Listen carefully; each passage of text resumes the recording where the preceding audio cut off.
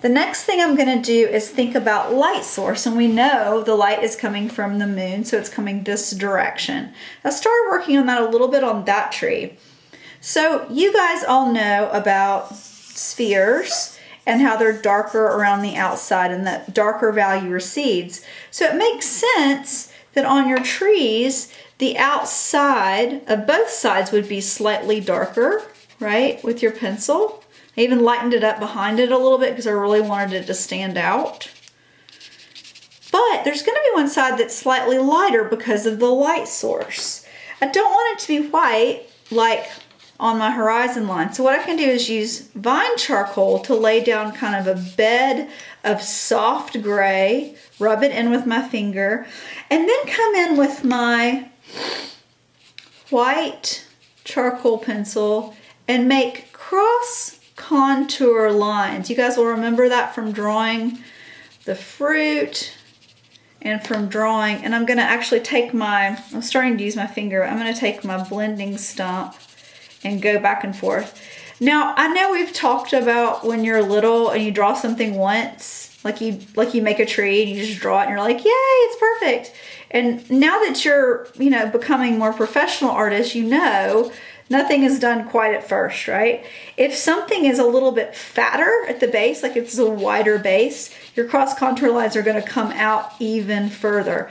And what I like to do with this is spend time kind of layering back and forth. So the first thing I told you about was connecting those branches, making sure they're the appropriate size to be connected. Then I told you how to add a sense of light to make this pop out more in the moonlight. This is going to be a little trickier because it's kind of right below it. So it might be darker overall, but I'll put a little bit in the middle just to add with that sense of three-dimensionality. So I can kind of go back and forth with my vine charcoal and my pencil and my blending stump. And with graphite drawing, sometimes we like to see them really, really smooth. Charcoal and pastels, I prefer to actually see marks on the surface. So don't worry about it if we see some of your marks on the surface. Okay, the very last thing I'm going to show you in this demonstration is how to go back in and add light at the horizon. Artists do this thing we call pushing and pulling. So I've worked on these branches more than any of these.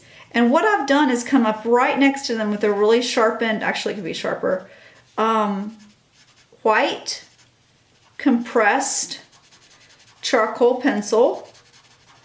And after I kind of come around it, and I'm leaving marks, I kind of want to have the feeling this is going this way like wind. We certainly experienced that last night, didn't we? We heard a lot of wind.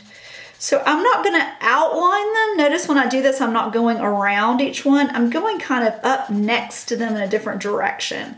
And if they smudge and smear a little bit, that's what I actually want, okay? So I want it really light along the horizon. Then I can take my blender and kind of make it like ghostly. And that's going to help it kind of sit back into that sky. I don't know if you guys have ever noticed, if you're outside and you look up at trees, you don't really see the whole branch because light is coming in all around it. It's really interesting. So we're going to kind of create that effect.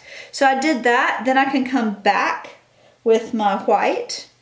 And then if I need to reinstate or redraw any of the branches, if I feel like they're disappearing too much, I don't really know. I'm pretty happy with it, but you can always come back and add a few more little bits of darkness to it.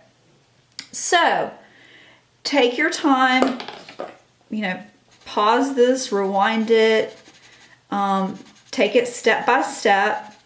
I would take a lot longer on this usually. I'm trying to hurry for your sake so that you have time to work.